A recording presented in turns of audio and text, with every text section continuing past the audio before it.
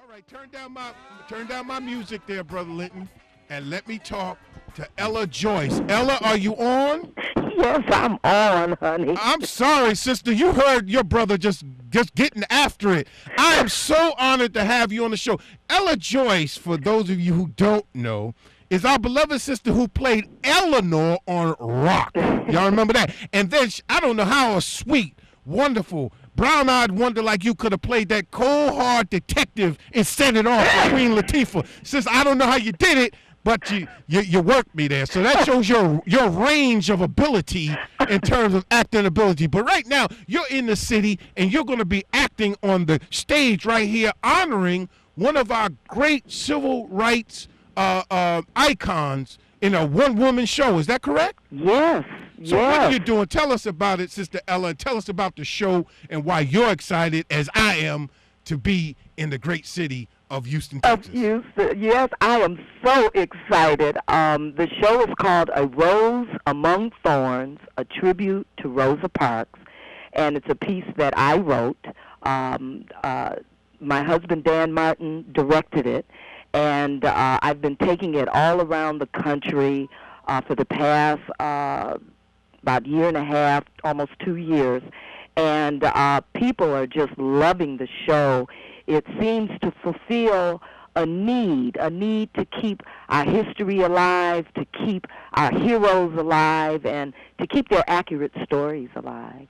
You know, that being said, Sister Ella, you know, I noticed that a lot of times we have a plethora of shows and events around so-called Black History Month. But you've taken it upon yourself to say, you know, celebrate our history, which is a part of human history and part of civilization building all year round. Exactly. So I very much appreciate that. But what inspired you to write this particular story, particularly about Rosa Parks? Yes, and that's wonderful you mentioned that Black History all year long, because we're celebrating Mother's Day by celebrating the mother of the Civil Rights Movement. Uh-huh. And so we tied that in. One of the main reasons that inspired me to write about her, aside from the fact that I feel a kindred spirit with her, being from Detroit, which is my hometown, and that is where she lived the second half of her life, right, after they chased her out of Alabama, after the boycott of the bus system. So I felt a kindred spirit with her, and because it ties in so much now to the changes that are going on in our life, I just felt that a lot of the things that I go through as a Black woman, I felt the kindred spirit with Rosa, who went through what she went through, that helped to spark the Civil Rights Movement, which has changed so much in our life. I was just speaking earlier with my husband, and we were talking about how profound it is that we were allowed to live to see a Black man become president. And there's got to be a really strong reason why God Almighty allowed us to see that, when so many people died just short of seeing that. And so with my piece, I try to tie a lot of those wonderful phenomena into that. Well, you know, I very much appreciate you making that mention. You know, and I would say this when you talk to dear hubby again, say that, you know, I was talking in this interview on Connect the Dots, and this brother Robert Muhammad. You know what this brother said? This brother said, you know what? Maybe they did see it. Maybe they did see it. They just didn't live physically to see it. But, you know, their prayer, their sacrifice, their life, and their death was so that you and I, their children and grandchildren, could live to see it. And that was the vision and the dream that drove them to do what they do. You know, we did mention that. Matter of fact, we did say that they had visions that we could not see. Yeah.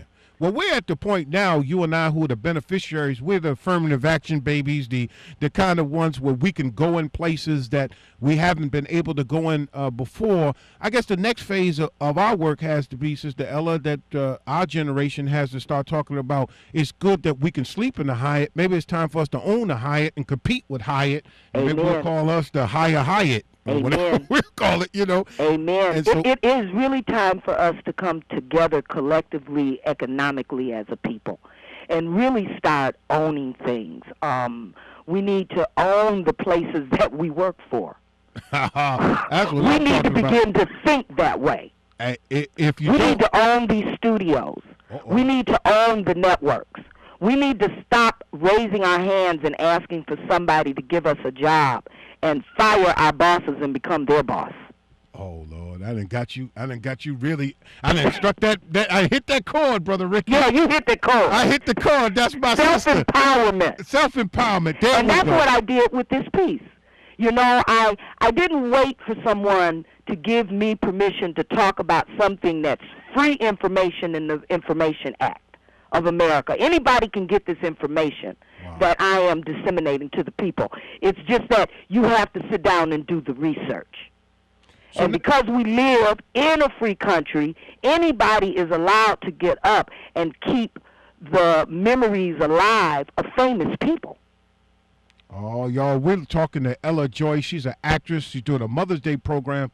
The Ensemble Theater's 9th annual Heart of the Theater is including a special performance by our sister Ella Joyce, a tribute to civil rights advocate Rosa Parks. It'll be Sunday, May the 10th.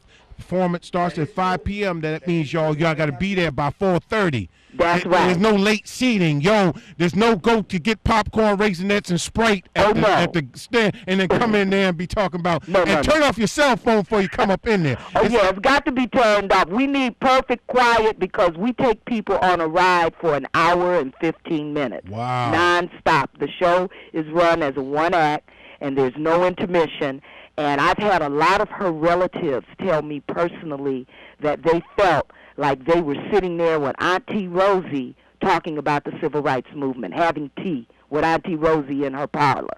Well, you know, y'all, that again is at the Wortham Center, the Cullen Auditorium. That's this Sunday, 5 p.m. That means get there at 4:45 at the latest. Yes. And they can also go to my website, ellajoyce.com, click on to A Rose Among Thorns, which is also a website in its own, and they can click on to the calendar and the current appearances, and it has the link that'll help them to get the tickets if they want to buy their tickets early. All right, the queen will be on the stage. Ella Joyce, we want to thank you again for coming on Connected Dots. We're sorry we missed you last week or so, but we're glad that, you know, it's like at my wedding, you know, I'll be celebrating my 28th year of marriage the 23rd of this month, and I remember at our wedding rehearsal that Friday night, the priest and the woman who was organizing our wedding, we were all assembled at the church. Now, we had 14 bridesmaids and 14 groomsmen, and my wife's, all of her bridesmaids were in line. I had about 4 of my groomsmen. They were the only ones there. I was looking around. I was feeling pretty stupid. And so the priest and the woman who was organizing our wedding started arguing.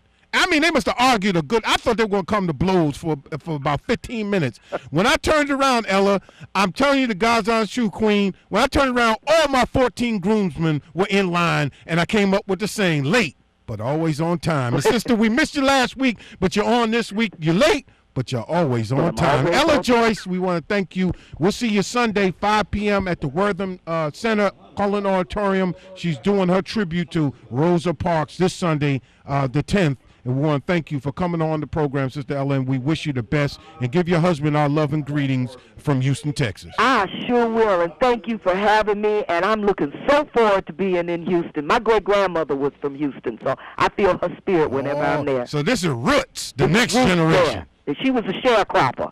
So we talking history. Come on. We talking spirits talking to me from the soil. Boy, you got my feet tingling and the top of my hair is just standing on edge. I feel electricity. I thank you, Sister Ella. Thank you. All right. All right. Bye-bye. Bye-bye now. All right, y'all. We just finished interviewing Ella Joyce. You know how that goes with the Connected Dots crew. Anything can happen. Now what I need to do is hear from you. 713-527.